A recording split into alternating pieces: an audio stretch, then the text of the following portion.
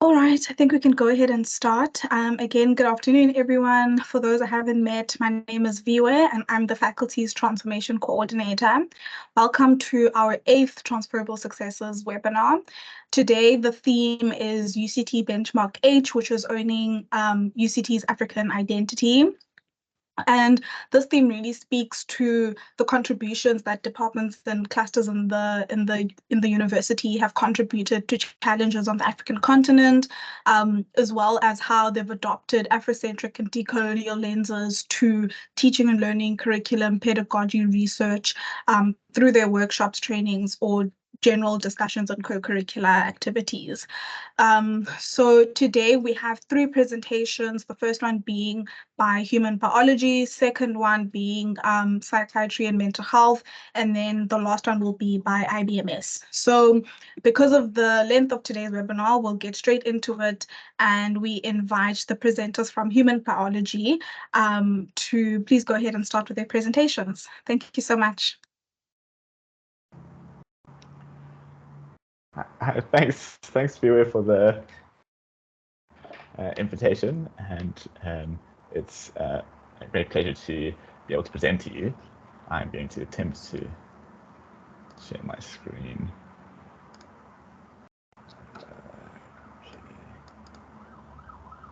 Right.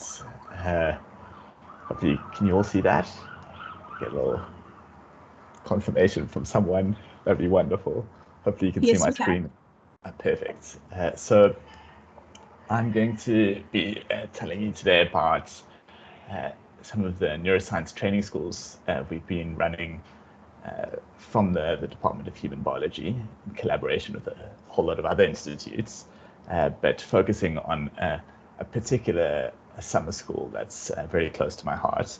But just to give you a little bit of background, there's this organization called the International Brain Research Organization, and they partnered with UCT and in particular human biology to set up a center for advanced training in neuroscience. And the vision of that was to try and build capacity in neuroscience research in Africa.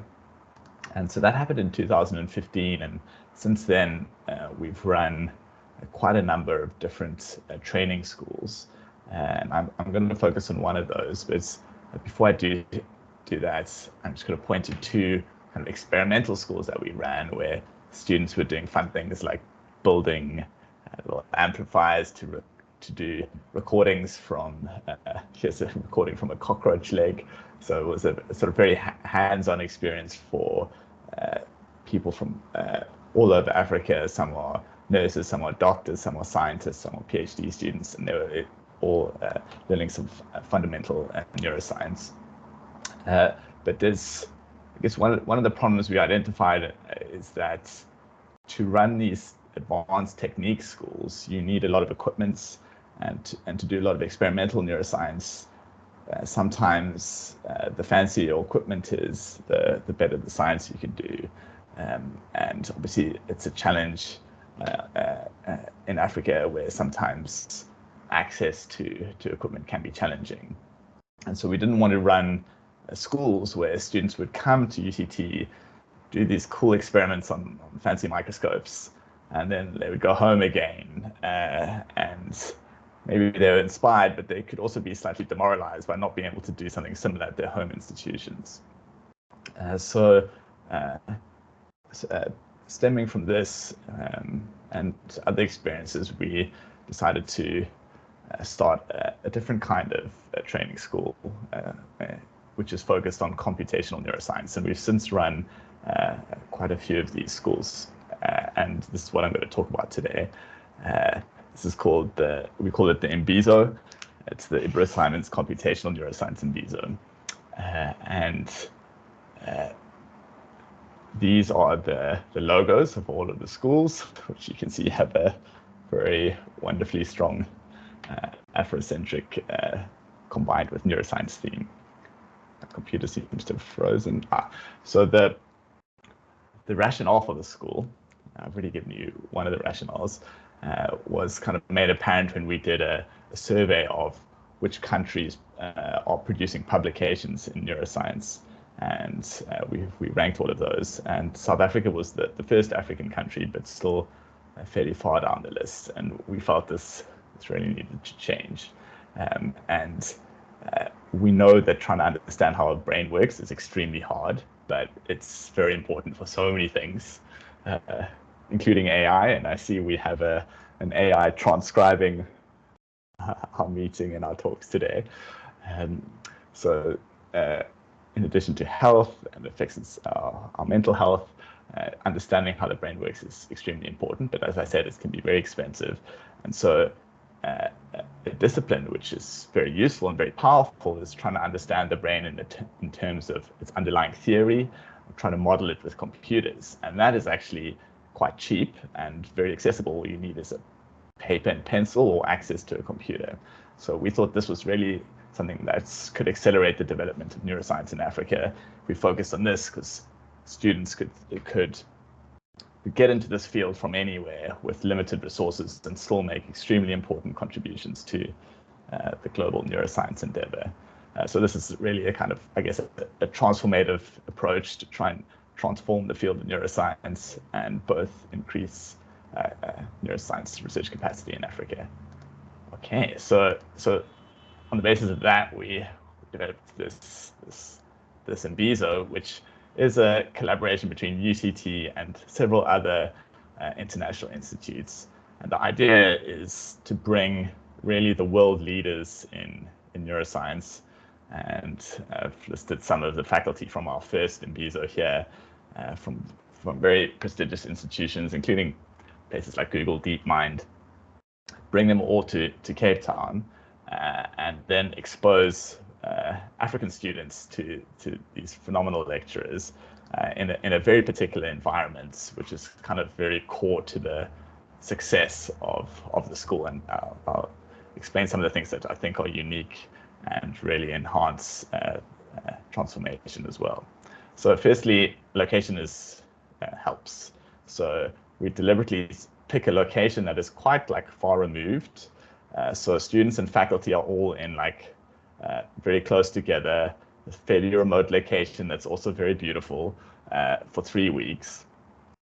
This is where we held the most recent school, just off Noordhoek Beach. So that helps both develop relationships, but it also helps obviously attract very good faculty who are more than willing to come spend some time at a beautiful location. So the way that the school is, we have roughly 30 students, and 2/3 of those are from Africa, from all over Africa, and the other third is from all over the world. And that is deliberate and I think kind of a unique aspect of the school that I'll talk about more in a second. We have lots of faculty, and then we have another important aspect is we have these TAs or mentors, which are very advanced postdocs that form the kind of social glue of the school. So here are some of the students from our most recent school. You can see many students from Africa, which is wonderful. And we also have students from, and Michelle's from Nepal, Nayuki from Japan, Shanice is from the Caribbean. And then the others from European countries. And what happens is that African students and international students over 3 weeks form really close relationships. And I think that's probably the most valuable aspect of the school, is that then when they go back to their home countries, they have these connections, people telling them about opportunities in the home institutions, hosting them for conferences, who will hopefully be their collaborators for the rest of their careers. These are the teaching assistants. These are very senior postdocs, and they form a bridge between scary faculty and the students, who will provide kind of emotional support as well as getting them excited about neuroscience. So that's another important part of the school. So students obviously learn a great deal of just through lectures, but also they learn through just being around faculty here. These are two very famous neuroscientists having a discussion literally by the water cooler, and students get to listen in and get excited about the latest debates and controversies in neuroscience. Students obviously grow a great deal by having to do research projects present their findings, and Sejal is going to talk to you a little bit more about the first-hand experience of being a student at the school. As I mentioned, the most important thing is that students kind of connect with each other, and I think almost, I guess, social engineering, for want of a better word, is an absolutely integral feature of the school. So, for example, here is our program, and you can see for all the meals, and particularly for dinner, we'll have seating plans so that we deliberately seat students, shift where they sit them next to faculty, make sure little cliques don't form, and students get to interact with each other and develop those relationships. We also have, in addition to traditional academic material, we also have what we call diversity lunches, where we discuss a whole lot of important topics. I think Sejal will mention some of these, but we talk about what it means to try do science in Africa as an African, issues of race, issues of gender. We talk about what it's like trying to start a lab in Africa, how collaborations might work between the global north and the global south. So we try to add these important elements to the school. Here's another wonderful picture of students chatting to each other. So these would be students from Africa who get to hang out with us. For instance, this is Demba Ba from Senegal, who runs a lab at Harvard. So just an incredible scientist, as is AZA here. And one of the things which we try to do is have both, I guess, a diverse faculty as well as student contingent. And in this case, I feel like representation does matter, and it's very inspiring for African students to see highly successful African neuroscientists at the most prestigious universities in the world, which can be very inspiring for them. In order to develop those relationships, we try to make sure that in addition to working hard, they have a great deal of fun. Here are students learning how to surf, going hiking. In some cases, some of our students, for instance, would arrive at the school and impromptu things would happen. Some students would help other students learn how to swim, for instance, which is kind of wonderful. So lots of fun days and enjoying being in Cape Town. Here's another excellent location in Cape Town. So as a kind of evidence of the, I guess, the success of our efforts to build communities, we had the situation where COVID struck and we had to not hold the Imbizo in that year, and the students and ex-TAs kind of by themselves organized their own COVID Imbizo, the 3 days, all online, without any central kind of prompting. They also just by themselves started their own newsletter, the Imbizian, which is just an unofficial post-Imbizo newsletter where students decided to give news of their lives and send it to each other. So I think that's just a fabulous example of a very vibrant community that's led mostly by WhatsApp groups, where each year is in their own WhatsApp group. Yeah, we're extremely delighted by the community building that has grown organically from the Imbizo. A year or two ago, we did a little survey to see what happens to our students after they leave the training school. So here's we ran a survey with 76 respondents, which kind of broadly reflect the demographics of our cohort. So roughly 2/3 are from Africa, and we have a slight predisposition to male respondents, but we're working on that. And most of them are still in academia of some form. Some are now in a faculty position, which is wonderful. Many have gone into industry in various forms. And we have some really lovely stories of students who've been placed in very prestigious institutions overseas as a result of the relationships with faculty or friends. And it's still quite early days. We're hoping many of those will come back to Africa. This is us celebrating the end of the last Imbizo, and I think that I am going to just thank our funders. We're very generously supported by numerous funding agencies, including DeepMind and Welcome, and the Simons Foundation, as well as IPRO. Yeah, this is the view from the school as I end off, and I wanted to kind of highlight one of the little pieces of feedback about how the sense of community that's built with other students is a very, very special part of what makes the Imbizo so unique. So I'm going to now hand over to Sajel, and Sajel is going to hopefully give you the personal experience of what it's like being a student at the Imbizo.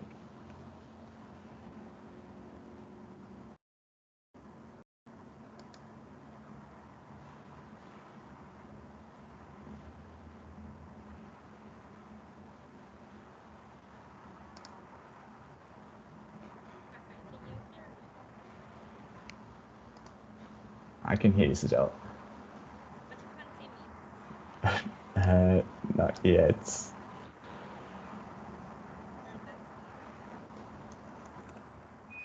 camera is just might be, but I'm sure it'll be fine if I just. You have to just share. Maybe that'll be okay.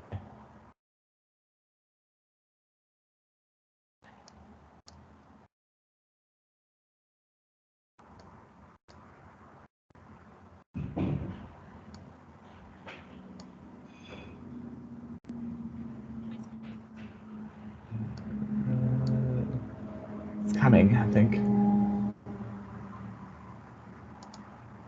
on my side, it says that it's.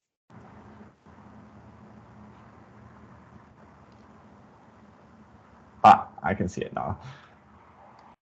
My screen. So Jala, I just think your volume is a little bit low. Is there any way you can maybe get a bit closer to the mic? I think it's picking up a bit softly. Sorry, can you hear me better now? Not so much. Technology is not on my side today. Okay, what about now? Yeah, that's a lot better. Thank you. I'm like on the computer now. Can you see my slides? Yes, we can. Good afternoon. So Sorry, I'm having problems hearing the speaker. It's really soft. Sorry about that. Okay, maybe I can try to present from my phone, but I don't think that would work well. Okay, I think you're clear, but everyone just needs to put their volume way up, and then Sajel, you just speak as loudly as you can. Okay, I'll try to scream a little bit. Okay. Okay. So good afternoon, everyone. My name is Sajel Julia Kundeka, and I participated in the Imbizo 2023. So earlier this year. So a little bit about me. I am doing my master's in medicine, specializing in neuroscience. So I am in the Raimundo lab. So Professor Raimundo is my supervisor. And my fascination with the brain started from a very young age, and I was just marveling at God's creation. That's why I ended up in neuroscience. And I do a lot of experimental work in the lab. As you can see me there working nicely with my microscope, smiling. That's not what I do when I do my experiments. I actually look into the microscope. But apart from the experimental work, I'm also interested in computational neuroscience, and that's where the Imbizo comes in. So at Imbizo, I was able to learn about a little bit about computational neuroscience, as Joe just mentioned. And before I go into how the program was for me, I just want to highlight some of the things that I really enjoyed about that stood out about Imbizo. So, firstly, there were students from all fields. So, even though it was a computational neuroscience summer school, there were different kinds of people. There were lecturers. I met some postdocs, some doctors, and even some undergraduates. And the idea really was, if you're interested in neuroscience or if you have a background in neuroscience. So I really enjoyed that array of faculty and people and fields. And the second thing that I really like that stood out to me about Mbizo is that you get to have a full or partial scholarship, which I think was really important for students from all over Africa that wouldn't have been able to attend and afford the school if they weren't given the scholarship. So I was one of the recipients, so I was really happy. So I didn't have to pay for anything. I didn't have to pay for my accommodation, the course itself, and yeah, so everything was paid for. But you obviously have to send in a motivation, and that experience of even writing that motivation was really cool because I got to reflect about why I'm interested in neuroscience and etc. So a little bit about what is Mbizo. So I'm gonna give a very broad overview. So it's a computational neuroscience summer school in Cape Town. So these are some pictures of the people that were in my cohort. And it's also really a place where you can meet people from all over Africa and beyond. So, and one thing that stands out to me about this is that because you get to meet mentors, people from all over the world, sometimes those people can actually become your mentors.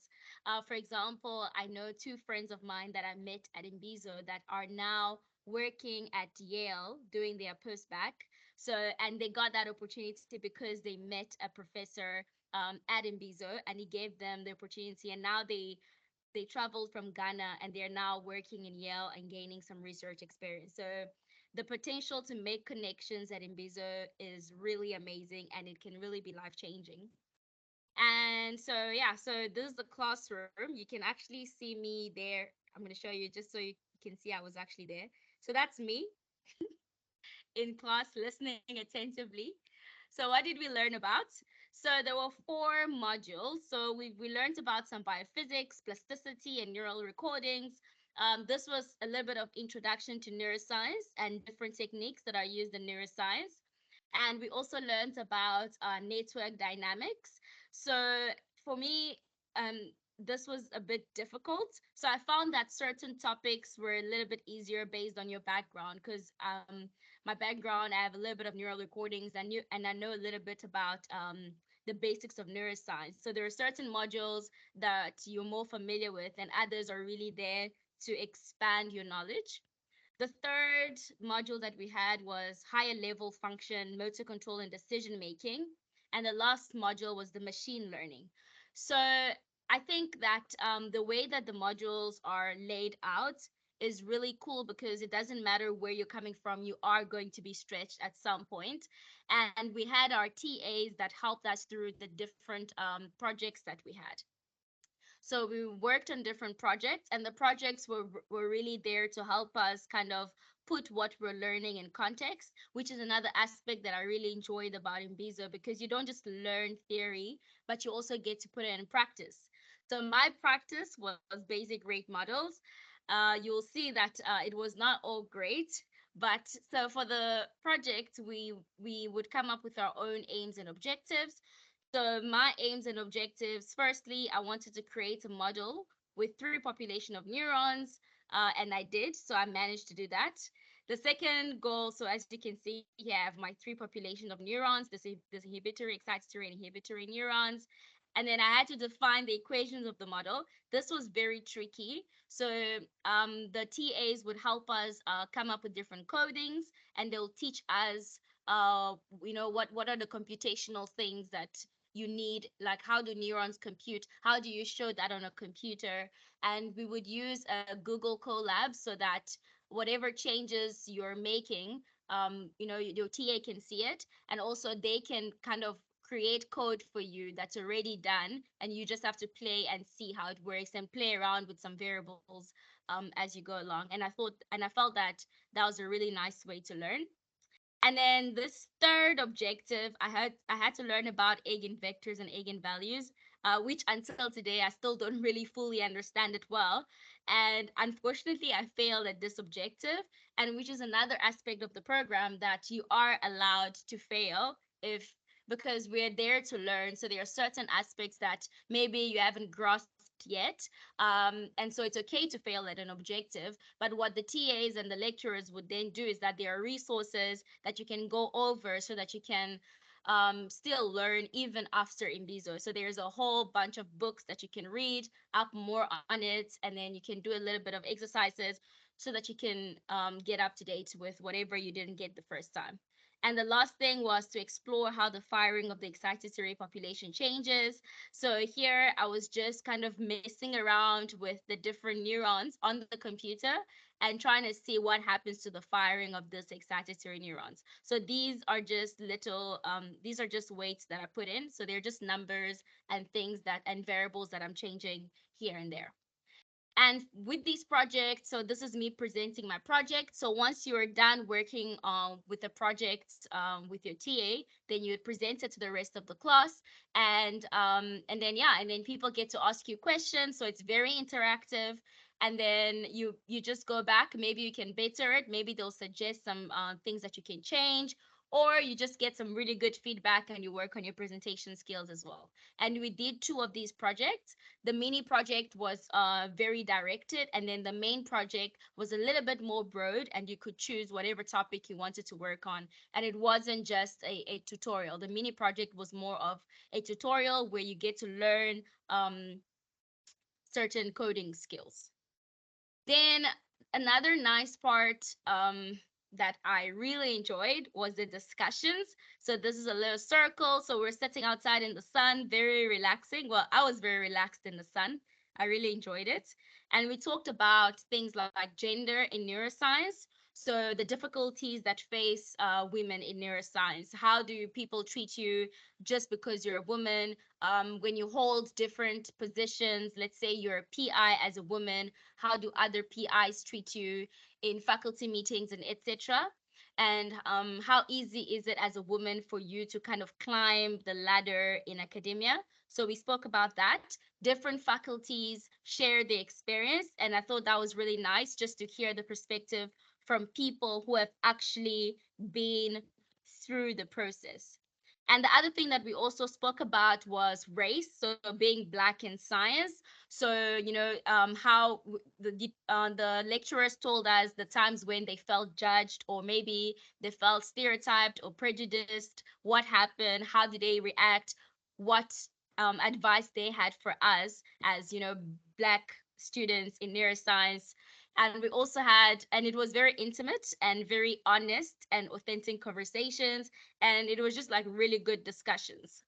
And beyond the discussions and the learning, we had a lot of fun. So these are some pictures. So we had some salsa dancing because we had people from all over the world. We had someone from Mexico who happened to be a salsa teacher, and he taught us some salsa. And here these are the 2 friends that I met at Imbizo, and we still are really close. And these are some faculty from Yale, Harvard, and UPenn. And this was our dinner, our go away. We also visited the Table Mountain, and we had a lot of food. And ultimately, really what this did for us was that it built a community. We got to talk to each other, share experiences beyond science, and just share our experiences in the lab. How is it in different faculties? We got to learn how different people around in different countries experience science. What is their experience in the lab? What do they do? How do they handle things in their labs? So it was really eye-opening and interesting to hear different experiences from people. And all the while, in the background, we also having fun and eating good food. So that was great. And you can also experience Imbizo or tell students about it. So there is one running in January, but of course the applications have already closed, but there will be another one. So it's always happening annually at this point. So you can always apply. The opportunity is always there. It's not just a once-off program, and it's really beneficial. And I think it's also really empowering for young scientists and building connections of neuroscientists in Africa, or people that are just interested in neuroscience in Africa. Thank you.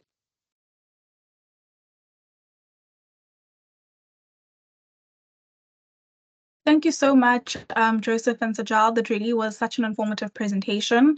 We'll go on to the next presentation, and then we'll have a Q&A for the first two, and then we'll do the last two from 3 o'clock. So now I hand over to presentations from Marguerite and Roxanne from the Department of Psychiatry and Mental Health to speak on their STRIDE project. Thank you so much.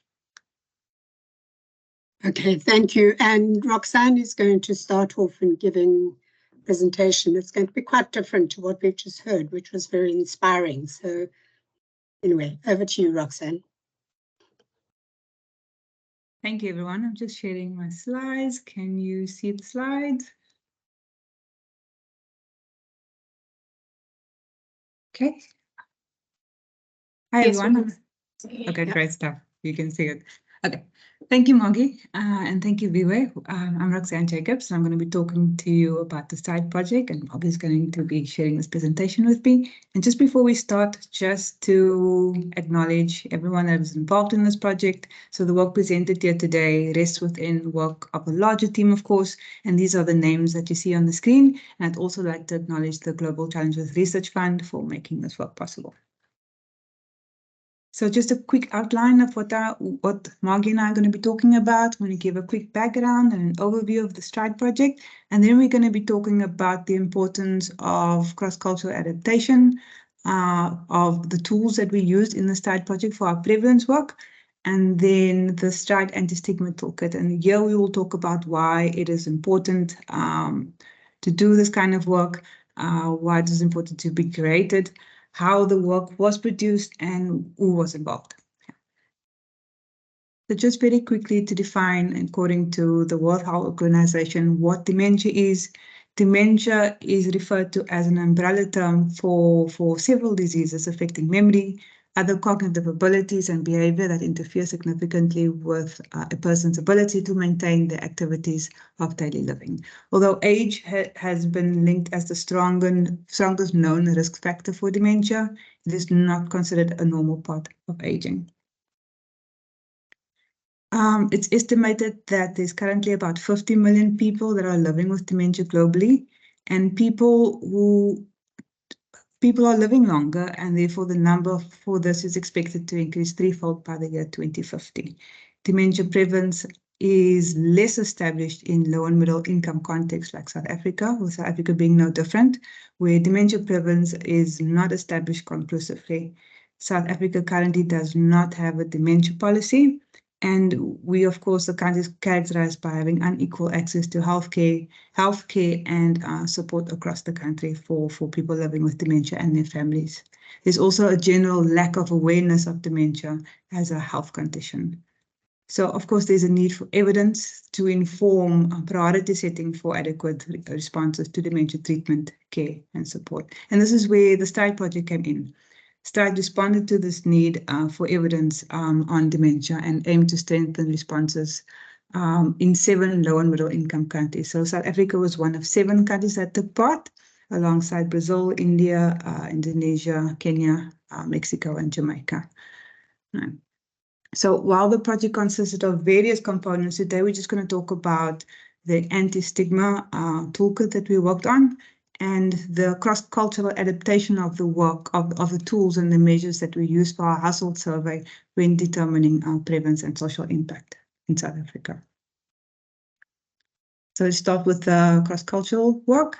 But before we get into the nitty-gritty of the adaptation work, we need to understand STRIDE's approach to screening for probable dementia at community level, and that it requires an older adult and an informant to be interviewed to apply the 1066 diagnostic algorithm. So for older adults, we interviewed 65 years and older individuals, and they had to speak one of 4 languages: English, Afrikaans, Xhosa, and Sepedi. And the questions were about memory, health, and well-being. The informant had to be at least 18 years old. The main criteria for being an informant would be someone that really knows the older adult quite well, or knows them best, either living with the individual or living close by. Also had to speak one of the 4 languages, and the questions asked of the informant was about their own health and well-being, as well as the health and well-being of the older adult. and then some household questions as well. So if you're interested, you can read more about the STRIDE methodology followed in the paper led by Dr. Nicholas Farina, published earlier this year. But let's talk about the cross-cultural adaptation work and why it's important to do this kind of work before venturing on any kind of measurement within our context. Basically, using tools developed and validated in other contexts is problematic because it's just not enough to translate measurements alone. It just simply doesn't produce a valid instrument because it doesn't really capture the underlying meanings or understandings in the local context and across cultures in a particular setting. So that for you to actually end up measuring what you intend to measure or set out to measure, we need to really look critically at the interpretations and the experiences people draw on when responding to these questions. So we need to really adapt these tools to be culturally appropriate before considering to use them in our context. We use this cross-cultural adaptation process by Beaton, and he defines it as a process that looks at both language and cultural adaptation issues in preparing questionnaires for use in a particular in another setting than which they were actually developed for. So how did we do this?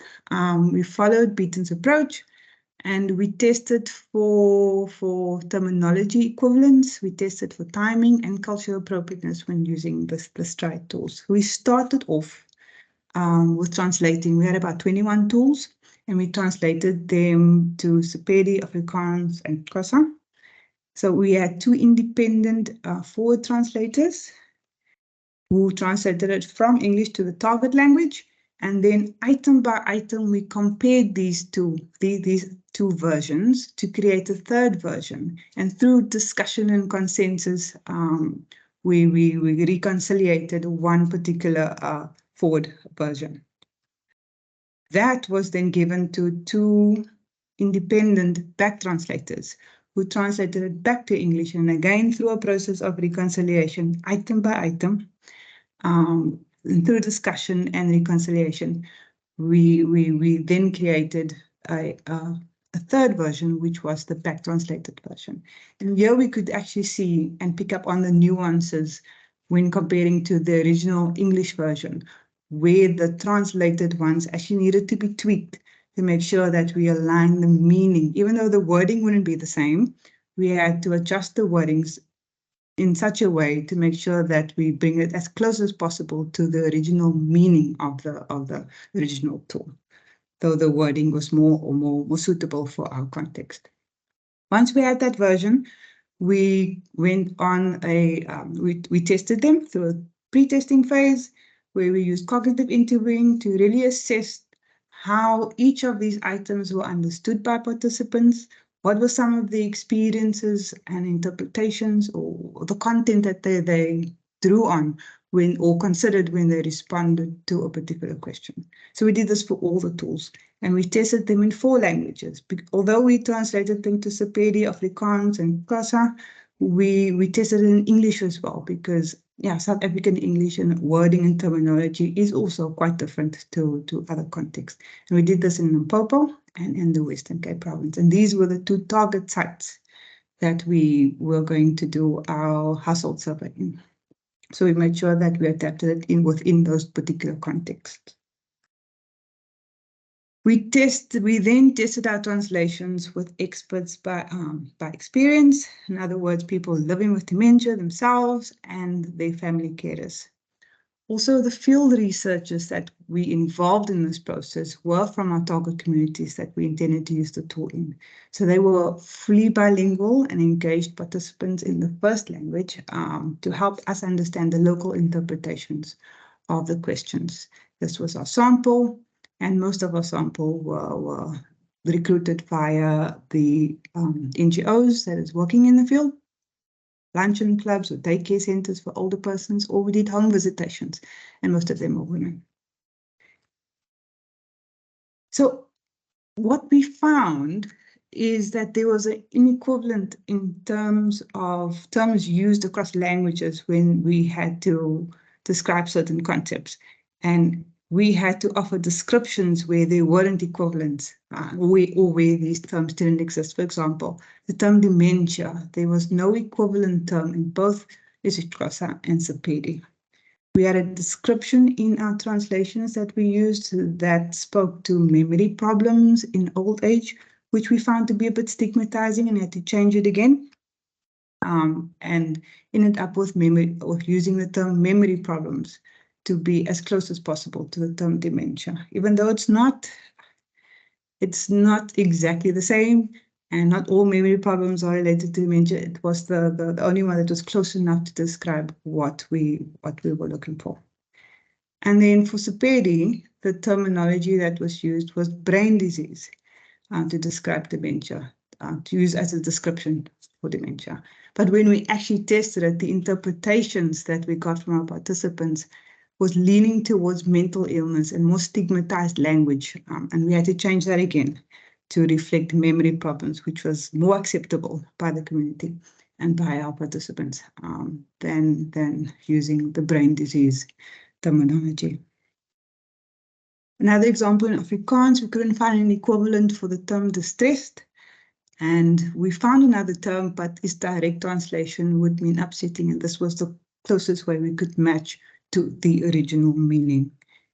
Another example would be privacy. The term used in our translations wasn't really relatable, or our population couldn't really relate to this term. And they actually preferred the use of the English term privacy to distinguish and make it more user-friendly for participants. Depression as well. There's a term in isiXhosa where depression and stress are often used interchangeably. And because we were measuring both, we needed a way to distinguish between the two. And some of the recommendations were to actually, when we mean depression, just add the English term in brackets with the target language terms to make sure that we have that distinction and actually measure and pick up on what we set out to measure. Also nested within the STRIDE toolkit were two screening tools for elder abuse. The one is the elder abuse screening tool, where older adults are respondents, and the caregiver abuse screen, where the informant or carer is the respondent. So our adaptation work here found some important information that helped us understand elder abuse in the South African context and adapt our tools to include these considerations in the measurement of elder abuse as well. So let's look at some of these examples. From the elder abuse screening tool, when our participants were responding to the questions of the East, we found that crime was an important consideration for 10 out of the 12 East questions that we couldn't ignore. We analyzed the data closely, and based on the themes that were emerging, we found evidence that strangers deliberately used deception to build trust in order to exploit or bring harm to the older adult. In other words, elder abuse was happening within the relationship of trust with strangers and not just family or people that they know for many, many years, as previously assumed. Older adults were in fact targeted for exploitation or violence because of their age and assumed vulnerability, and perpetrators, who was also included strangers, would actually take the time to build a relationship of trust with the intention to abuse or exploit or harm. So currently, definitions in South Africa don't exclude these types of crime and violence, but it doesn't necessarily make it clear that these acts by strangers are considered elder abuse. Therefore, it was very important for us to start unpacking some of these understandings and participants' interpretations and experiences when responding to the elder abuse screen, because this enhanced our understanding of elder abuse in South Africa. Another example, while participants understood the concepts within the tool across the 4 languages that we tested it in, the questions often elicited out-of-scope interpretations of what elder abuse is defined as in South Africa, and included a broad range of experiences, well, general experiences that previously made participants either feel unhappy or unsafe. But these experiences were not elder abuse, and it was generating false positives. So we also had no way of distinguishing between experiences of the older adult and interpreting whether being dependent on someone else, for example, if shopping, for example, and simply being denied or simply being denied a social favor if someone didn't want to go to the shop for the older adult. So we needed that kind of dynamic to understand, is there a dependency relationship? Is this experience that the older person is talking about, is it actually elder abuse? So we needed some way of understanding the dynamics between the dyad, the care dyad, and also to verify the responses to really see whether or not what they were thinking of when responding to the questions, if it was indeed understood as elder abuse. Yeah. So studying the arthroscope interpretations therefore allowed us to make adjustments to enhance our measurement as well, not just broaden our understanding of it, but also sharpen our measurement of elder abuse in our particular context. So lastly, I'd like to summarize that cross-cultural adaptation of tools are so important because it allows us to really identify local interpretations and issues that are important to enhance our understanding as well as improve our measurement within elder abuse, within this particular context. So, okay. Next, I'm going to hand over to Margie, who's going to tell us more about the STRIDE anti-stigma toolkit. Thanks, Roxanne. As part of the STRIDE project, we undertook some work around stigma, and we interviewed people living with dementia and their carers, as well as some primary healthcare professionals working at 2 primary healthcare clinics. And also we ran 2 focus groups with what we termed the general public, and to see what their understandings of dementia were and experiences of discrimination and stigma that people living with disabilities and their carers experienced. So we're going to start off by showing you a little video, which is part of the stigma toolkit that arose out of this work across the 7 countries, not just South Africa, but this is one of the South African videos that make up the toolkit that can be used in South Africa. Can you play it, please, Roxanne? Sure.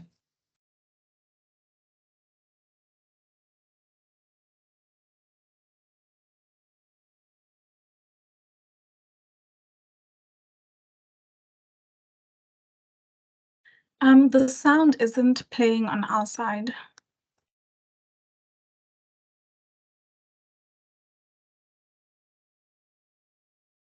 Okay, we're not hearing it. We're not hearing the sound. Okay, let me try something else. So when you share, you just have to, when you're going to share on Teams, just make sure that at the top it says include computer sound, that you click on that. Okay, let me do it.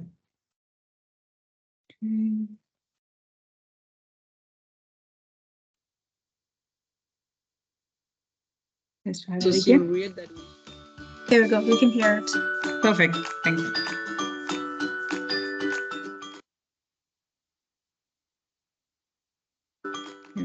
And sometimes she will just call you with names that you don't even know. Like she'll refer to you as her sister, which means she was like way back when she was a teenager. Okay. So she'll read that.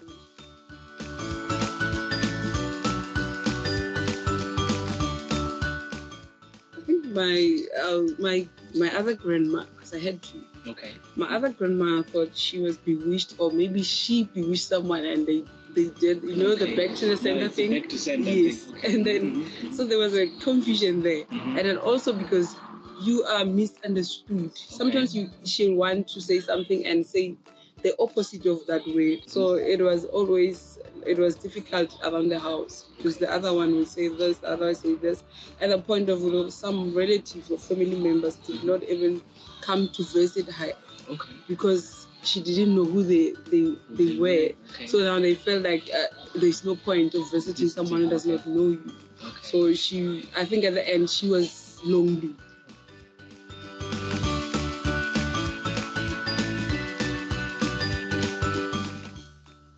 I would have wanted to hide her for her own safety. But then my grandma would have wanted to hide her because people would think she's a witch.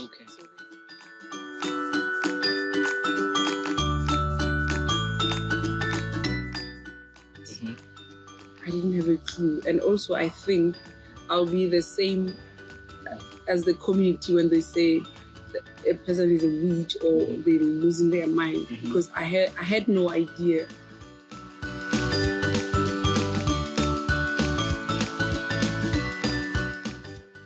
Was going to town. So I get into this taxi. I see this old man is also in the taxi. So people are asking her where she's going. She had, I'm sure, 4 different answers. And then in my mind, I was like, this person is confused. Luckily, I knew the kids. So I called one of the kids and they told me they don't know where she is. Where are you going? I said, no, I'm going the same way, the same place where you're going. So I made sure that I'm by her side until one of the family members comes to get her. Now, I think everybody around me knows now that I'm an agent as Emma or something. So when they see something that is not right, they call me and they ask me.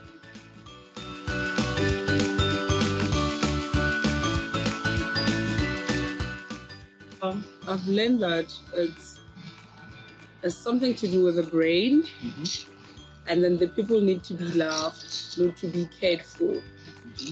And then you need to listen to them. As much as you know, you also need to give them space to be who they want to be. So you just need to be patient with them, understand them, and just listen. But then the best that we can do is how we care for them.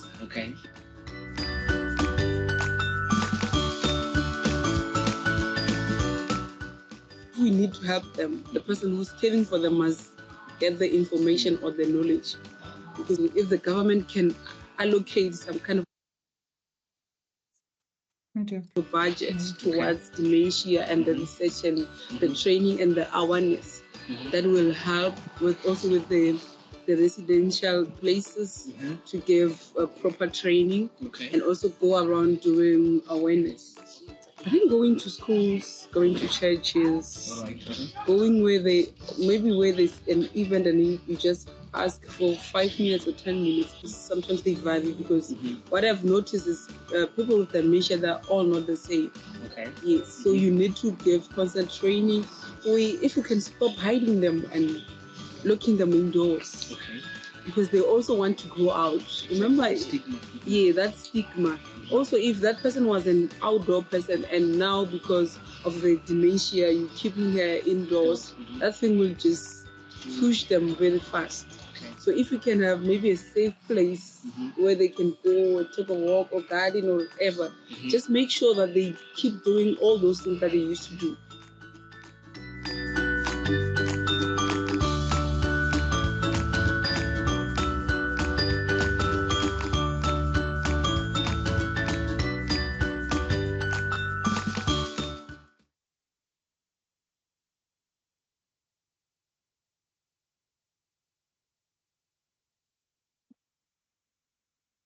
We can move on to the next slide. Thanks for that, Roxanne. And that video is just a little introduction on some of the key issues around stigma. And if we look at stigma, it's one of the key issues around working with diversity and managing diversity, and through that, by effective management of diversity, starting to reduce stigma. So as I said earlier, this was information that we collected in both KZN and the Free State around those 3 groups of people. And the key points that came out were 3 types of dementia. There's internalized stigma, which is about the person themselves saying, I'm no good, I can't do this, this is bad, dementia's bad, whatever. Those kind of internalized stigmatizing attitudes. Public stigma of what the narrator in the story, in the video, talked about, wanting to hide people because not wanting others to think that they're witches. In another group a white group of general public, mostly middle-aged women, they talked about, well, you know, it's the person's an empty shell, why bother to go and talk to them or visit them, and not thinking about the fact that these people still live with very strong emotions and aren't empty shells anymore, aren't empty shells. And then the structural stigma, which is around how services are provided, for example, in the healthcare system, and what came out in the primary healthcare interviews with people in the primary healthcare settings was the lack of information, lack of understanding of what dementia is. It's it's not just normal aging and it's all right, go home and just look after your gogo. It's much more than that. So it's about those kind of attitudes that then stigmatize and then lead to people not seeking healthcare for these difficulties, and also getting diagnoses very late, which makes the whole management of the dementia quite difficult. And the support that comes after diagnosis is usually not there because nobody quite knows what the problem is and therefore how to support it. And people living with dementia remain very isolated as to their carers. So the key message is adequately addressing stigma not only strengthens the existing health system, but it also has the potential to promote help-seeking behavior, supporting early diagnosis and intervention, and ultimately improving the quality of lives of people living with dementia and their carers. Next slide. And this is the paper that was published, led by Roxanne on this work, which was published, I think, towards the end of last year or early this year as well. Next slide.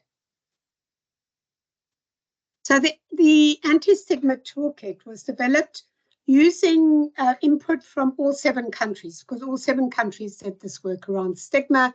2 countries then went on to develop an anti-stigma toolkit to try and change things. Why in Brazil, they looked at primary healthcare workers, how to inform them around dementia and to try and reduce that structural stigma that happens in the healthcare system.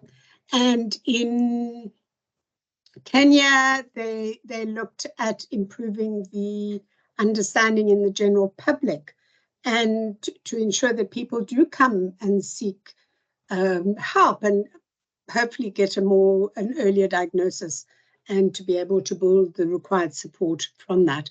So the toolkit is an interactive toolkit with real case studies and videos from people living with dementia and their care partners to try and expose people, everybody, anybody, any target group that you're going to apply to expose them to the realities of dementia, which then demystifies it to some extent, reduces the fear, and hopefully reduces the stigma related to that. Next slide. So it aims to provide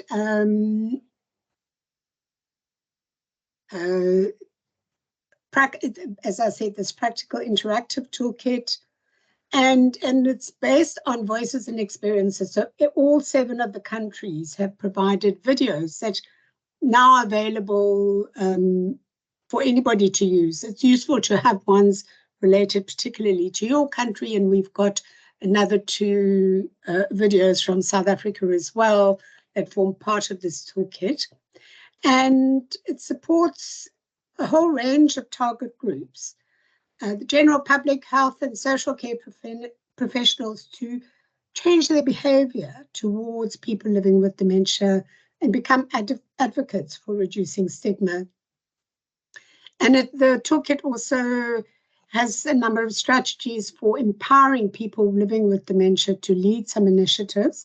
There is, in fact, an international organization called Dementia Alliance International, which is an organization of people living with dementia set up by them. It's largely got membership from northern countries, the better off countries, who tend to have earlier diagnostic services, and therefore people are diagnosed earlier and then can get involved in this kind of activity.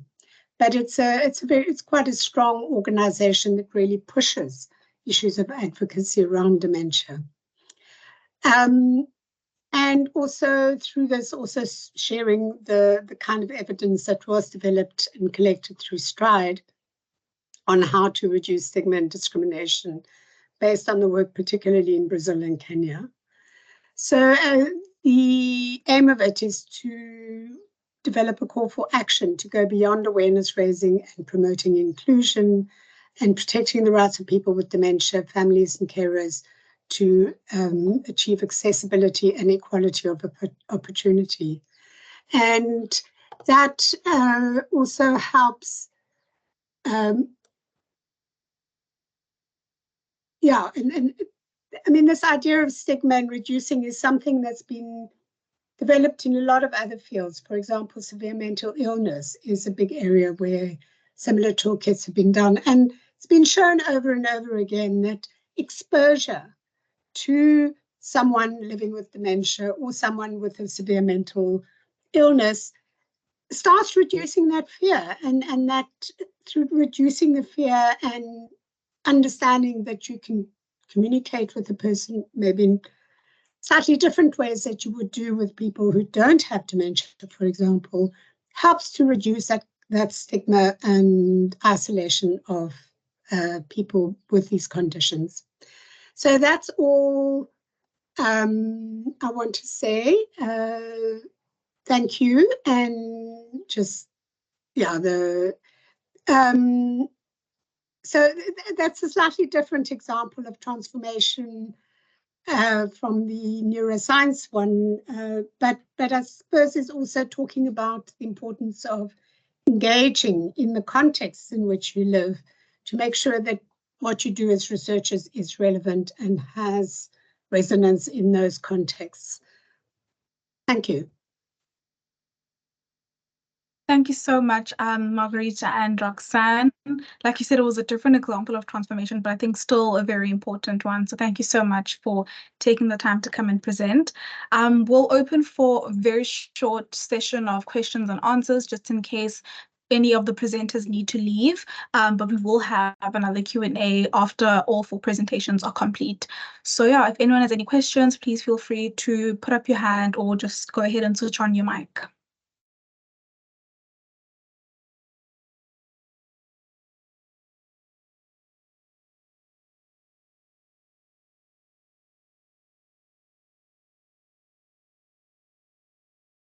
Okay, doesn't seem like we have anything yet. So I think those presenters who need to be excused, you are more than welcome to log off. Thank you again for your presentations. We'll move on to the next one by Lele from Psychiatry and Mental Health as well, who'll present on the CHIME project. Thank you so much. Thank you, and bye-bye. Thank you. Bye.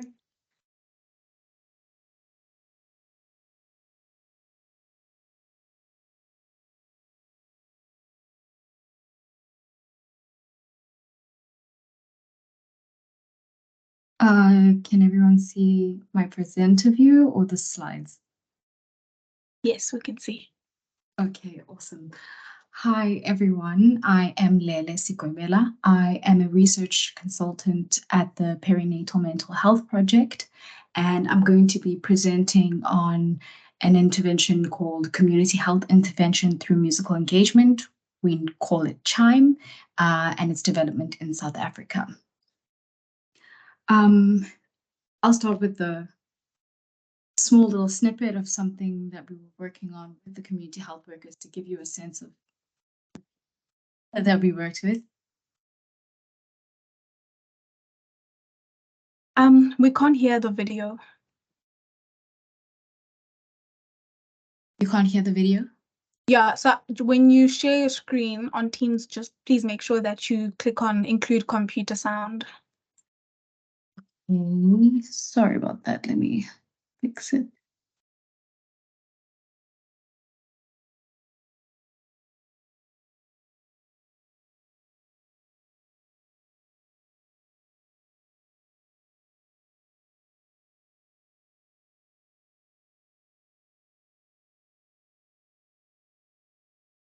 Okay.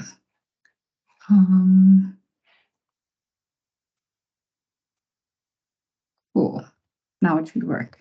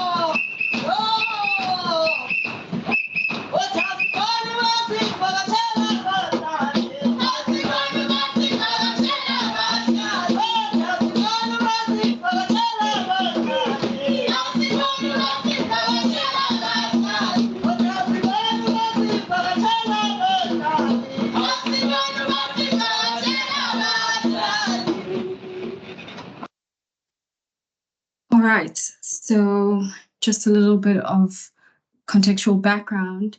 Mental health problems in the perinatal period are a particular challenge in low and middle income countries, as there's a high prevalence of common mental health disorders in Africa during the perinatal period.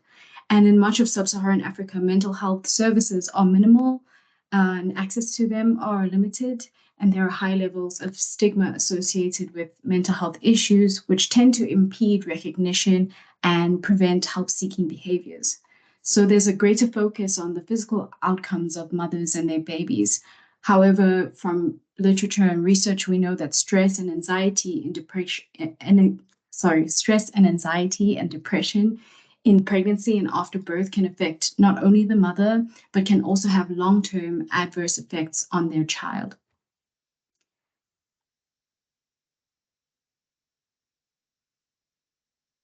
So South Africa is a diverse country with 12 official languages and 10 or more cultural ethnic groups. It's also one of the most unequal countries in the world, and much of our population lives without access to health services. Globally, it's a high priority to develop low-cost, low-resource, and non-stigmatizing, culturally appropriate interventions to reduce the symptoms of common mental disorders. This has happened usually through peer-delivered talking therapies delivered by non-specialists. And also there's been research recently that's been shown that singing in groups can be beneficial for supporting women's mental health during pregnancy and after pregnancy.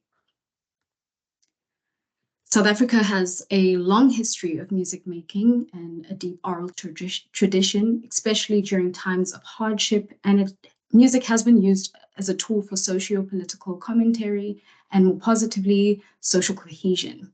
The use of songs and instruments to accompany dance is a shared common characteristic of South African oral tradition across ethnic groups, as well as in urban and rural settings. So chime is an intervention that was originally developed in the Gambia, and it was developed by identifying this community of women called Kanyaling women who worked very closely with the Department of Health in previous projects, delivering health messages to people in their community. These women had an existing musical practice, as their roles as Kanyaling women included making music. And so they developed the chime intervention in the Gambia to reach out to perinatal women in the communities at attending antenatal clinics. And then they did a step-wedge trial, and it showed that there was reduced symptoms of depression and anxiety over a period of 6 weeks. The project then expanded to South Africa and India. So this was the methodology that we were using to adapt chime in South Africa. So we approached the project in 2 parts. The first was a formative investigation through 5 focus groups, where we would explore how, or if it were possible, to do a chime intervention similar to the one that was developed in Gambia by synthesizing existing knowledge on the intersections between maternal care, mental health, and community music making in South Africa.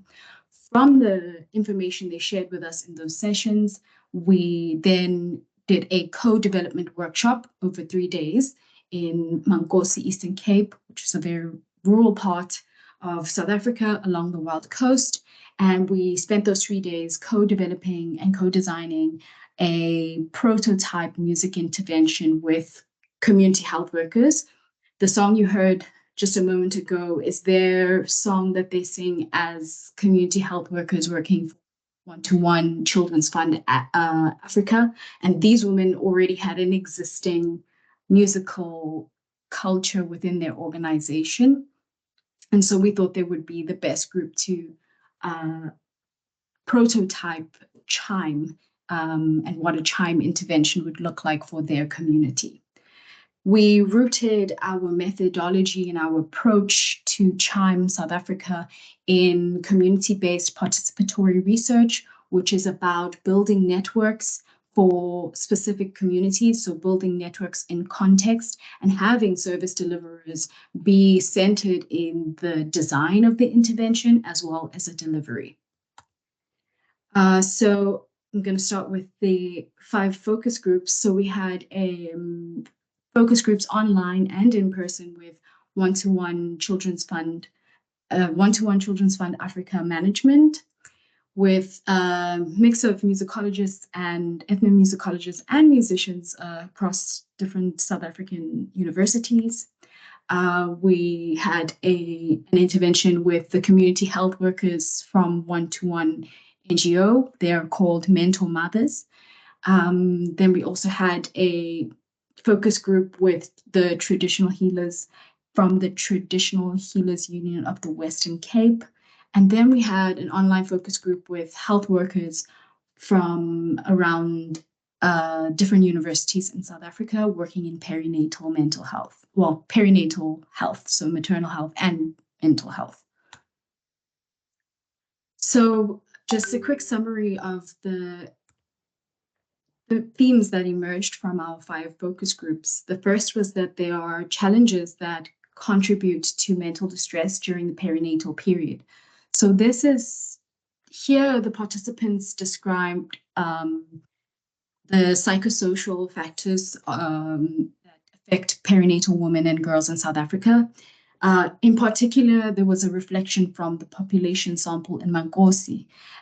So the themes would also include descriptions of the coping strategies deployed by these women And then overall, an emerging theme of isolation and stigmatization was described by the Mankosi participants that tends to hinder coping and exacerbates psychosocial risk factors. Then the second theme is existing community music practices. So this theme is descriptive, and it explores how participants have defined music and community music making in Southern Africa. It includes their experiences with music in healthcare, in spiritual, and also in political spaces. So overall, from this theme, it emerged that music engagement is not a new phenomenon in South Africa.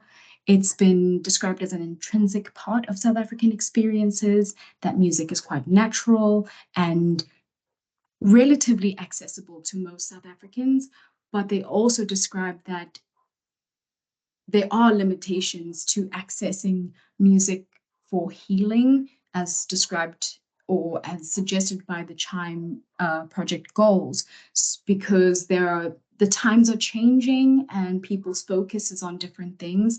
And because music or powerful music with messages is very rooted in oral tradition and oral history, not connecting and not recording and archiving this music from elders, from traditional healers who specialize in writing music for perinatal health, is limiting one's access to the music and to the messages behind the music. So yeah. The next theme was a description of the benefits of music and group singing. So the themes that participants described were how they've used music, how it's affected them, and how they've used it for healing and mental health, and how music can transform a space physically and spiritually, and that music can connect people through sharing.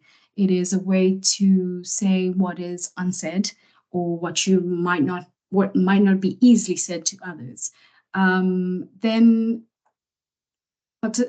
we had a fourth category or theme. It was making music to support mental health. Here we kind of synthesized the information that participants gave to us about what would be needed, the ingredients, we said, of music making for an intervention like Chime to happen. And some of the main recommendations was that we pay attention to the importance of space, knowing when not to include people and what spaces are open and inviting for all people to participate in music, as well as recommending that an informed and gifted facilitator was necessary to manage these connections, to manage interactions, and manage any power dynamics, because the important thing about a participatory music intervention is that it is open and all ideas are welcome. So this is just some quotes from the thematic analysis. One of the one-to-one management staff said, even if there's just an event where there's no planned music, every time people come up to speak, one will just come up with a song and everyone follows. So now you get that kind of motivation for a person to be able to speak up after the song. In this excerpt, the participant is reflecting on how music can make spaces very open so that even people who might not be open or come from a context in which self-expression is promoted, music has the ability to allow people to express themselves in whatever way they can, through a song, through a dance, through their musicality. And then one of the ethnomusicologists said, so that's where I saw the power of music and came to the conclusion that music does not heal, but prepares the mind for healing. And this excerpt speaks to the transformative power of music intervention. It's that it can allow a space to change, allow perception to transform itself, to allow for people to share and build connections. So now we go on to the who. We decided to approach one of our collaborators from the PMHP. We had done some work with one-to-one children, one-to-one African Children's Fund, doing training with them down in the Eastern Cape.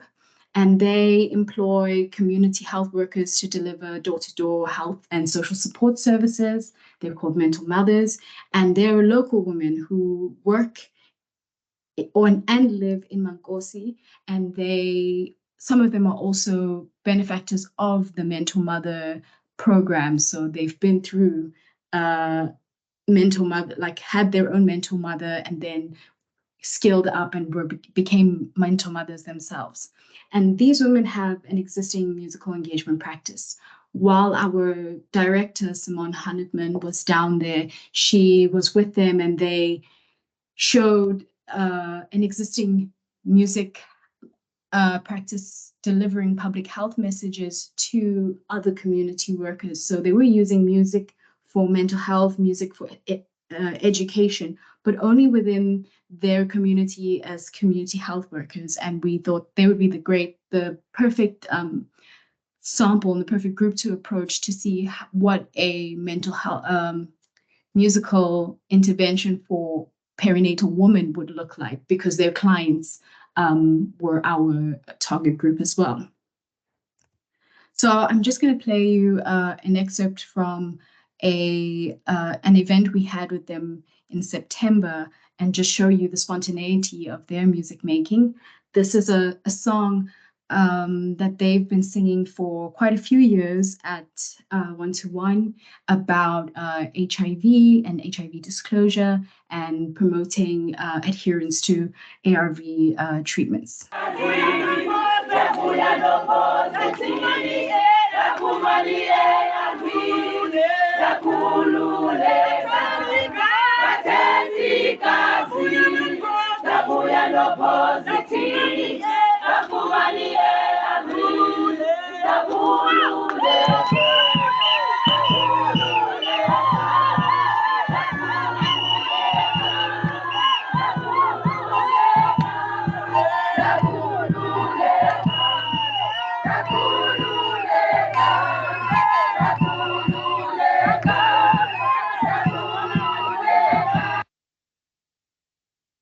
All right, so we approached the workshop, co-development workshop, using the Stanford Design School's design thinking method, which has 5 stages: empathize, define, ideate, prototype, and test. You can go back and forth within the stages. It's just a way to kind of develop design interventions. So on the first day, we did the first 2 steps, which was to empathize and define. We had a focus group discussion with them that informed our thematic analysis, and then lay down the aims for the co-design workshop through sharing and getting a sense from them what they believe the focus should be and the messages should be for women in their community. We shared knowledge and perspectives, and we reached a consensus on things that we didn't agree on. We decided whether we wanted to approach it and make it a message, if it was worthy of it, or if there was too much disagreement, we would come back to it later or find a way to integrate it into the music in a way that was fair to everyone. And we did this by identifying key themes. So it was gender-based violence, unemployment, poverty, HIV, and gender roles.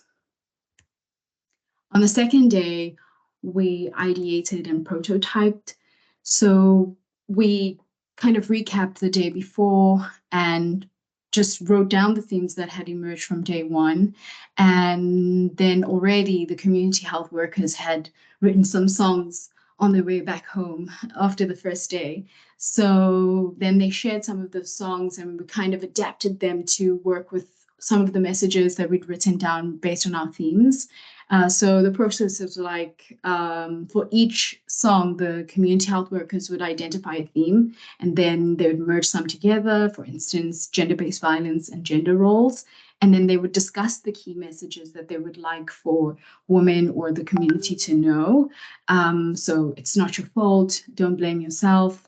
And then finally, the community health workers would compose a song and sing it in 4 to 5 part harmony with instruments without. There's some acoustic versions, there's some instrumental versions. It was just really flexible. That was just the key of it, is that it's about spontaneity and openness. And the second half of the day, we wanted to focus more on the chime intervention that they would develop. And so while they thought that social media was a good way to share music, they used social media themselves. They composed music through WhatsApp, voice notes on WhatsApp groups.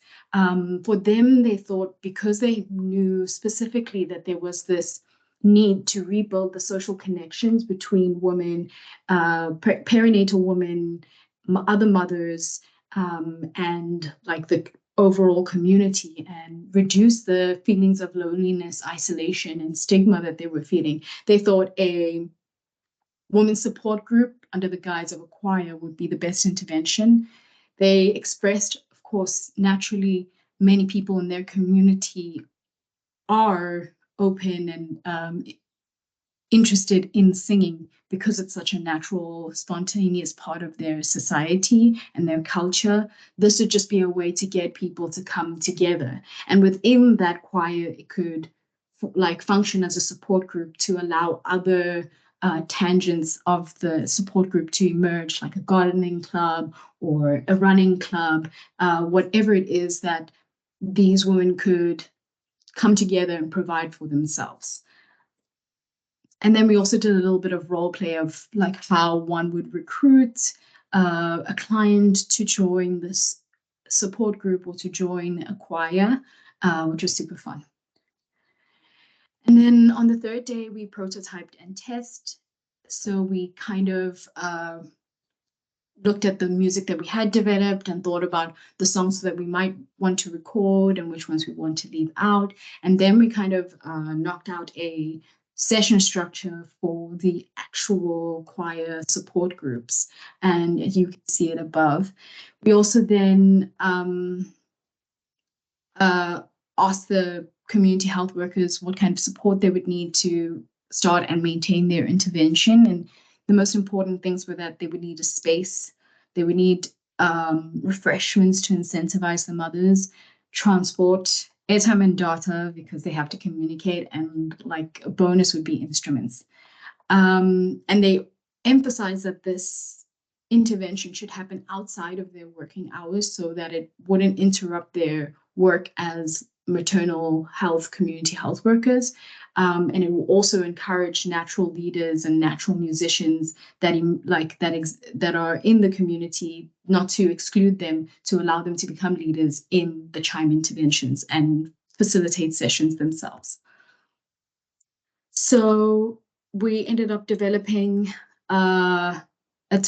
recording and composing a total of 14 songs that are available on the Chime website. That's www.chimeproject.com. We took some videos as well. It's a mix of a few lullabies and some songs aimed at mothers and others aimed at like elders in the community and how they can support the youth. If you have the chance, you can check it out. Overall, throughout all of the music, a message of resilience prevails throughout, which is don't give up, you're not alone, seek help, and talk to others. This is just going to be a quick sample of one of the most popular songs that was used by the community health workers after the workshop, Kusisi Matu Matu. It's a lullaby about breastfeeding, and they have used it more than any of the other songs that we recorded. The song was very impactful in their work with their clients, and I'll reflect on that after the soundbite.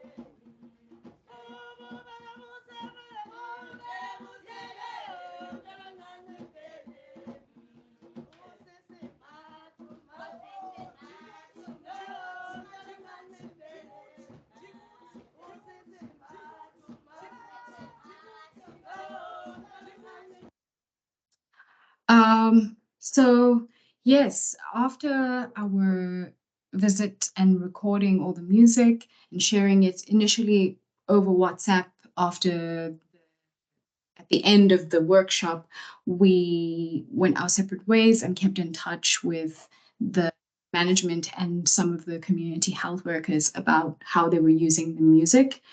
While we were, as the year progressed, I got a lot of requests from them about, can I get the music again? I've lost it. My phone doesn't have space, that kind of thing. And we realized that we were running into a problem of dissemination. And so we developed, we burned all their music onto, we remastered the music and then burned it onto a CD disc for our follow-up visit. And then we also disseminated information about our method and about the co-development workshop through presentations at the departmental and international level.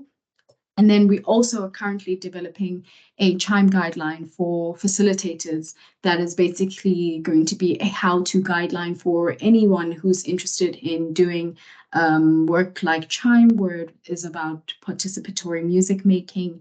And it's just got some tips and guides about how to build a community network for this kind of work, and how to look for key facilitators and how to maintain that network. Then we also got some feedback from the community health workers after the visit, after the workshop last year. And one community health worker said, I feel so happy about CHIME. CHIME has changed my life a lot. Even if I'm at home, I'm not feeling well. If I sing, I become all right. Even with the clients, I just sing for them. They become happy and feel free to talk and even laugh. I wish that CHIME can continue doing this, and the people who conducted the workshop, I wish they can come often and visit us.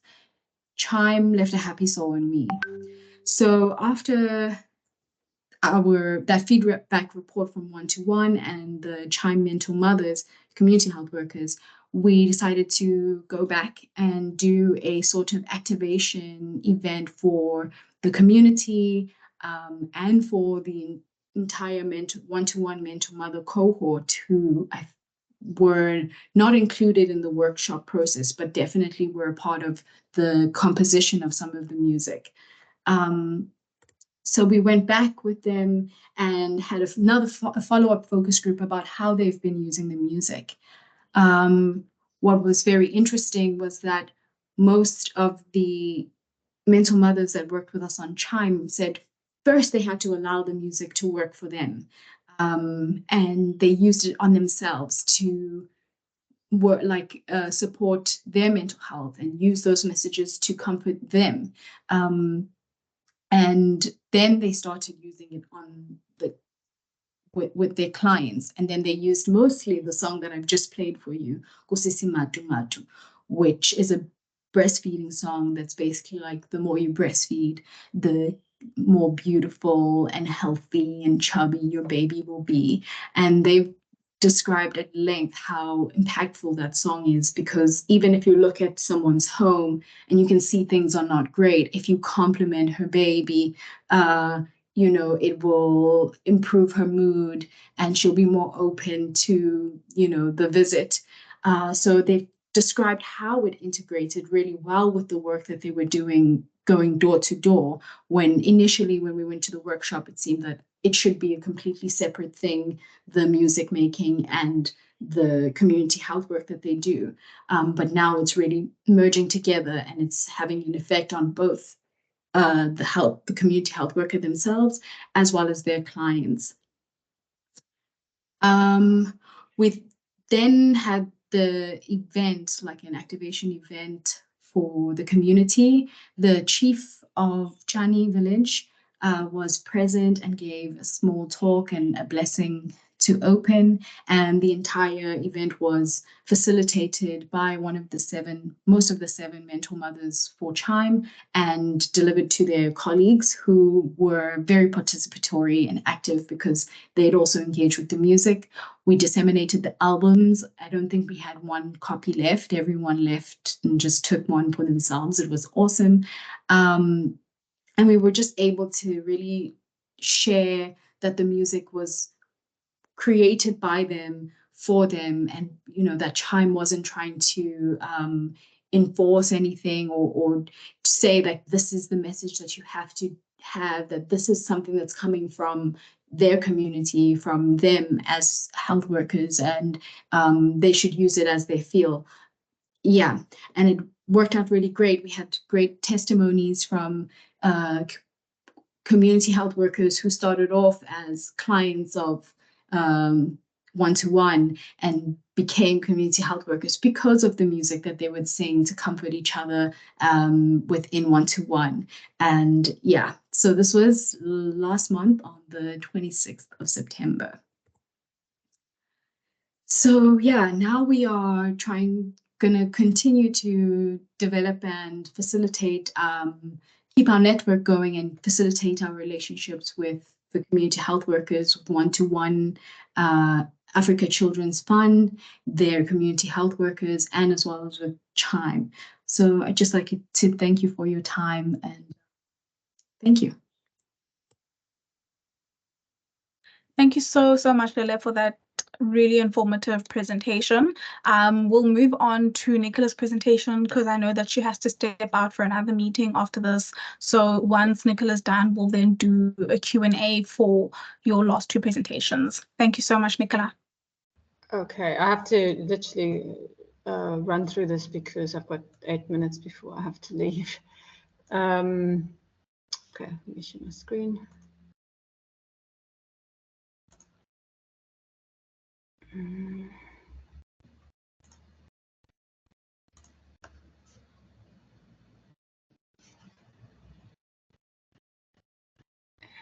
So I'm just trying to find, there we go.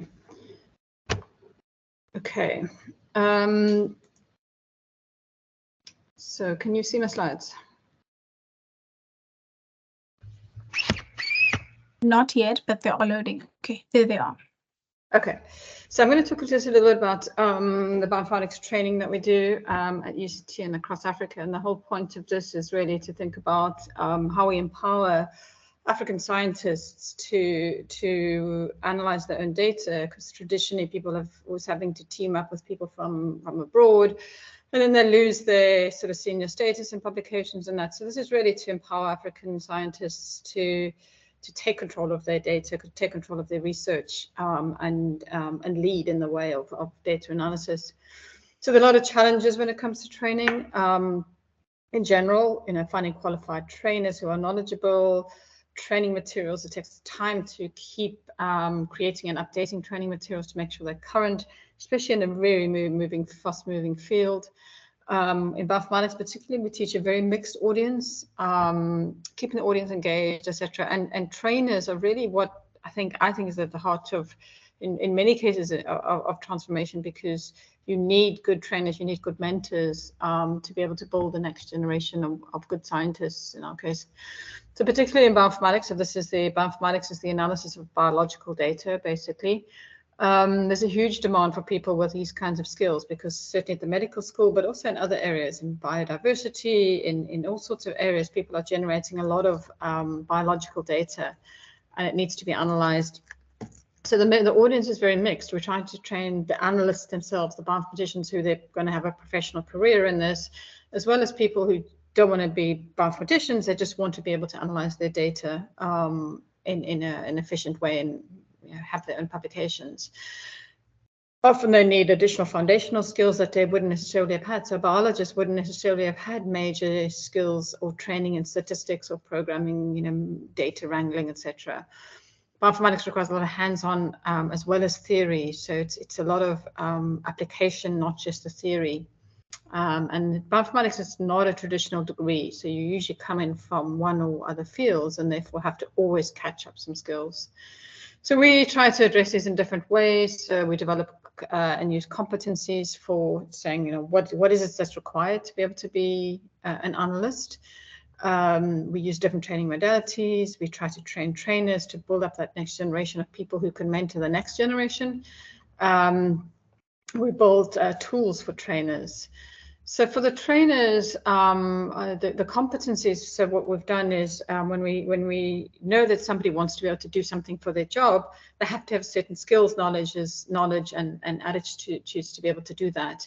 And this is basically a competency. So we built a competency framework for data analysis or bioinformatics to say that if you want to be able to run some tools to analyze this kinds of data, these are the kinds of competencies you need. You need to have knowledge of this, plus you need to have programming skills, et cetera, et cetera. So it pulls together the kind of things you need to be able to do a job effectively. So we use competencies in driving all our training. So I'm talking about two sets of things here. This whole component here is about that professional development training. So you've done your degree. You don't want to have to do another degree to analyze your data, but you just want to learn additional skills. So that's professional development. And we do this through hackathons, online courses, training trainers, etc. So our training environment is not just about running a course. We have these different audiences that are quite different, and you can't run the same course for a user as you would run for a systems administrator. They need different things out of a course. So we design them based on the competencies that they specifically need. And then the mode of teaching that they need, whether it's a hackathon or an internship or face-to-face courses. And then we have a whole structure of other things, support tools and that. So we developed this method, which is now being used, implemented by people all around the world, is this remote classroom model where we have physical classrooms in multiple different places in Africa. And this was because of this huge demand for training. And then they connect via Zoom room to a lecturer twice a week for 3 to 4 hours. The course runs for 3 months. So these classrooms all connect to each other ongoing for about 3-4 months, and they learn various things about bioinformatics, introductory and intermediate. So that's been our way to really reach a big audience. And we have to have we have to have training assistants in each of these. Obviously, during COVID, these individual classrooms became remote classrooms, but they're still grouped together. We've been training up to 1,500 people in any one of these courses across the continent. So when we're training, there are a lot of different, as I said, there are different audiences. This is just a workflow of a biological experiment. And there are different pieces that different people would need. So there's the computational side and the technical workflows and things. So we train at systems administrators to be able to support their researchers and their students. So that's quite technical. Then we have data curators. So these are not, data curation is not a traditional degree program, but these are things you really need in order to be able to do your job as a data analyst. Or even as a student to be able to manage their data. So we run data management courses for different audiences. And then for your student or your researcher who's going to be doing the analysis, you need to train them in various aspects, either to develop those tools or to apply those tools. So we have these different levels, and these are just different courses that we've run. I won't go into those details, but just to show you that we have to have different curricula for different levels and different audiences of people we want to train. We also train trainers, as I've said, so we've put together a course, and we've actually done this through an online course. So we train two different types of trainers, one for sort of more general how to train. And then there's the Software Data Carpentries, which is basically an international organization that is a novel way of teaching software and data skills that's not too hectic for people who don't have a computational background. And so we teamed up with them, and we've actually developed trainers all around Africa who are able to do these carpentry courses. So they're 2-3-day courses that they can implement. So this serves sustainability so that we don't always have to train everybody. We have trainers in all these different countries, and then they can organize their own courses, and it's kind of expanding the expertise. So the general trainer course we've done online. So we ran it last year using that remote classroom model. And again, this was to train people in African institutions to be better trainers for their students and their researchers.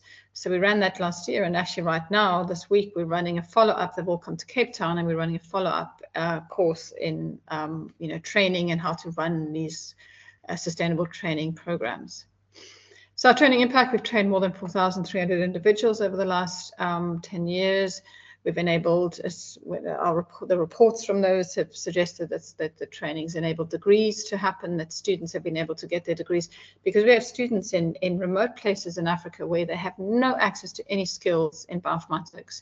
And in fact, some of the trainers who I met yesterday on the course, for example, from Egypt, they said it actually revolutionized them being able to do this on their own. And now they are picking up the baton, and they are starting to build their own training. And that if it wasn't for the training we've done, they would still be sort of isolated and not able to do this. So it's really enabled African trainees to analyze their own data, but also to build networks across these different African countries. So some of the people have attended one of our courses, but some people have attended up to 11 different courses that we've run. And these are just the combinations of different courses, from specific skills to other kinds of professional development, like research skills, how to write grants, how to write good papers. We also make the training materials more accessible, so we always curate them, but we also try to translate them into different languages to increase the access of French, and the person I spoke to yesterday has translated some into Arabic, and we want to translate, for example, into Swahili and other languages. So these materials we curate and we put them on Ziva Hub at UCT so that they're available to anyone in the world. And then the other things we do, so we've also helped groups to start bioinformatics degrees programs from scratch. So a university in Africa will come to us and say, we want to start bioinformatics. And so we've actually written a paper, 10 simple rules for organizing courses and for setting up these programs. And we provide a guidance document on how to do that. We've also worked with an international community. These logos are all from international trainer communities to provide guidelines for bioinformatics training in LMICs. How do we take into account the setting that they're in, make it sustainable, reach as many people as possible, get over the language barriers, and address EDI for bioinformatics training in LMICs. So in many of our cases, we work with a lot of countries that are largely Muslim countries. We have a lot of female trainees from there, and we've seen amazing trainees come up from postgraduate to all the way now getting lectureship positions, and so we try to address gender balance and everything as well. And then a final training group we have is the NGS Academy. So we're training for the Africa CDC with the Africa Center for Disease Control. So we trained them during COVID on how to analyze data coming, our SARS-CoV-2 data, to be able to detect new variants and to manage transmission. But again, here we're building trainer communities, because once we train people in Africa, they still feel isolated. They still need that long-term mentorship and support. And so we're building communities of trainers and trainees such that they can rely on each other for help. And then finally, the degree program side of things. So at UCT, we have the honors degree in bioinformatics that's fed by UCT undergrad and other universities. We have our master's and PhD that's fed from our honors program, but largely actually from the African Institute for Mathematical Sciences, which brings in people from all over Africa, top mathematicians and scientists.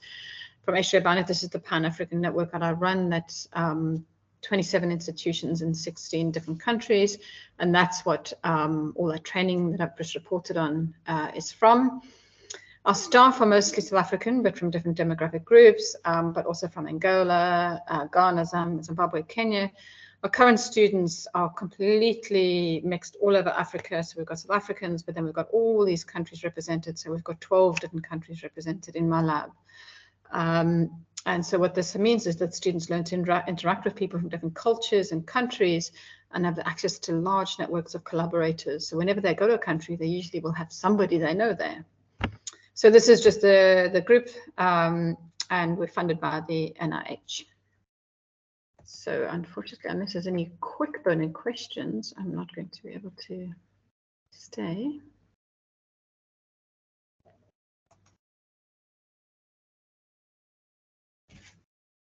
Thank you so much, Nikki. Doesn't seem like there's any questions. I know you're already running late. Thank you for the fastest presentation I think I've ever seen.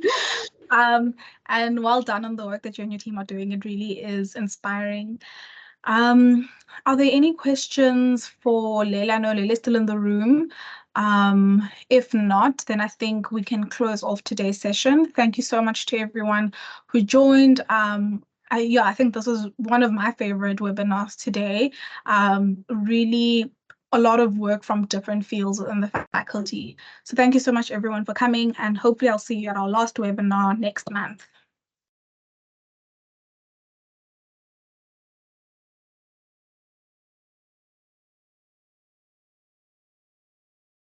Thank you. Thank you, View and everybody. You closed so quickly. I was going to ask a question, but Oh.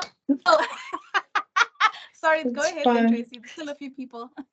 No, I was asking about, was it Leila who was talking about, it struck me that one of the things that she said about the community health workers was that they used the chanting themselves first before then they shared it with others. I just wanted to hear her experience, if it personally was it something that resonated with her also and other researchers, or was this particularly from a only particular context and culture and stuff? I was just interested in that. Is this applicable to everybody, or is it just in certain contexts? I was just interested in that. I can say that a few of the songs I do listen to quite often, and they worked for me as well. We all in the research team, myself and the local researcher who were down there, we have our songs that we use on ourselves, for ourselves first, more often than we do for others. So I think we echo the same feelings that the community health workers do, that they're just some songs that really speak to you. I know that mine was Gusisi Matu Matu. I don't have children myself, but I think it's a really beautiful song. And I also really liked, there's a song, Botata no Mama.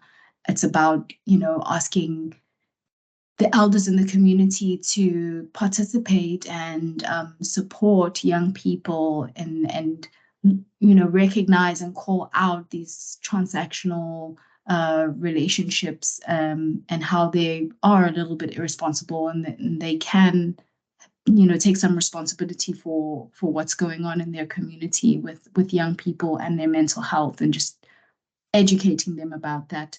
And others, like there's a song called Mamazala, and it's like a song where the woman in the song is lamenting about, I love your son, but you need to leave. You are putting too much pressure on me to do everything when, I'm doing it all. It's just not good enough for you. And it's just about the relationship that mother-in-laws tend to have with their daughter-in-laws, which we do sing quite often.